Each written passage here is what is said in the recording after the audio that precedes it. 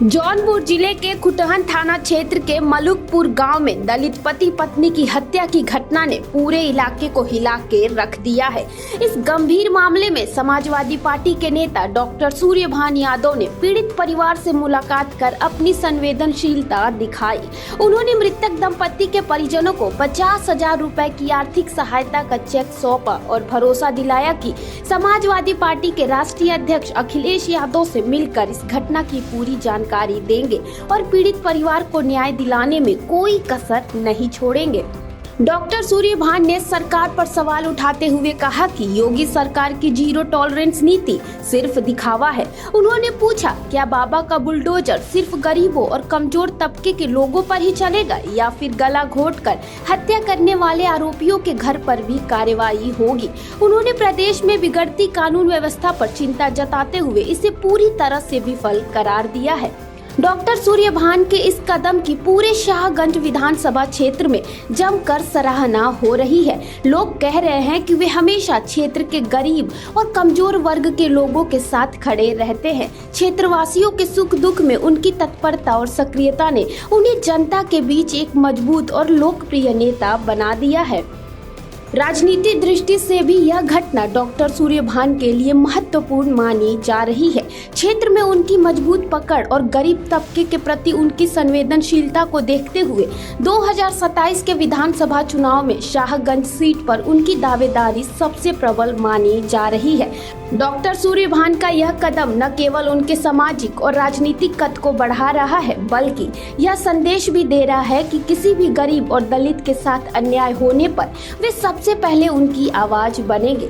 आपकी क्या राय है, हमें कमेंट करके जरूर बताएं।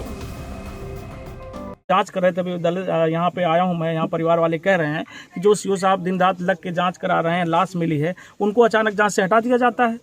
भाई जब ये संतुष्ट हैं, आज तक तो हमने यही सुना है कि जांच से उसे हटाया जाता है जो किसी घुसखोरी में लिप्त हो या जांच सही से नहीं कर रहा हो। जो आदमी संतुष्ट होकर इनसे पहले बता रहे हैं कि 3-3 बजे रात में घर आ रहे हैं, 4 बजे वहाँ बासुपुर हाइट पे जहाँ पे लाश फेंकी गई वहाँ पहुँच के आदमी गोताखोरों से खुजवा रहा है, आप उसको जाँच से क्यों हटा रहे हैं? कहीं न कहीं इसमें संलिप्तता है, किसी न किसी का हाथ है।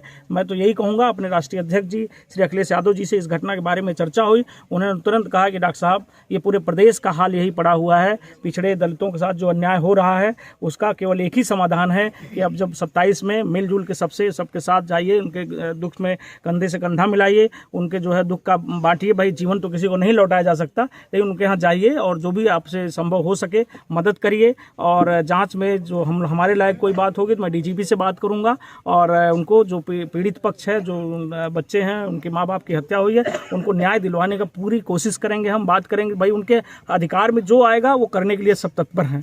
लेकिन ये सरकार जो है ये दलित विरोधी, पिछड़ा विरोधी सरकार है। बेरोजगारी से युवा त्रस्त है, एकदम किसान बेचारा परेशान है। बस केवल उन्हें जो है कुछ चीज़ें दिखती हैं केवल सोशल मीडिया पर हाई करने में कि देश विदेश के लोग आ रहे हैं। हम लोग जहाँ तक समझते हैं, हम लोग भी धर्म का अनुसरण करते हैं। धर्म जीवन को सही बनाता है। उस धर्म का क्या फ़ायदा जिस पे लोगों की जाने जाएं और केवल हम हाईलाइट करते रहें, शोशेबाजी करते रहें? इससे केवल राजस्व का नुकसान होगा, इससे किसी का लाभ नहीं होने वाला है, ना किसी को न्याय मिलने वाला है।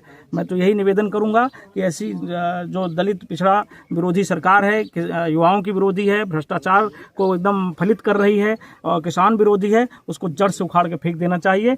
और मैं अपने राष्ट्रीय अध्यक्ष से फिर अब आज मिल के यहाँ से जा रहा हूँ, उन्हें बताऊँगा।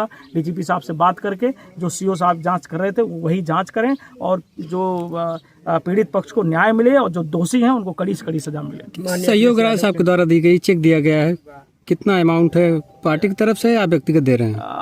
भाई पार्टी का आदेश है और माननीय राष्ट्रीय अध्यक्ष जी से मिले थे, उन्होंने कहा जो संभव हो सके आप भी मदद करिए, लोगों से मदद कराइए। अब हम हर जगह तो पहुंच नहीं सकते, हमारे लोग जहां जहां हैं वो लोगों को मदद करें, उनके दुख में कंधे से कंधा मिलाएं, उनसे जुड़ें और मदद करें। 50,000 रुपये की राशि है और बाकी बच्चे हमारे अपने विधानसभा के, हमारे गाँव के बगल के हैं। हम लोग तो हमेशा सुख दुख में इनके खड़े रहेंगे, यही आश्वासन दिया है मैंने। भाई जीवन तो हम लौटा नहीं सकते, बस यही उम्मीद करेंगे कि इनका जो भी कुछ दुख हम लोगों से कट सके उसके लिए मैं तत्पर रहूँगा ऑलवेज।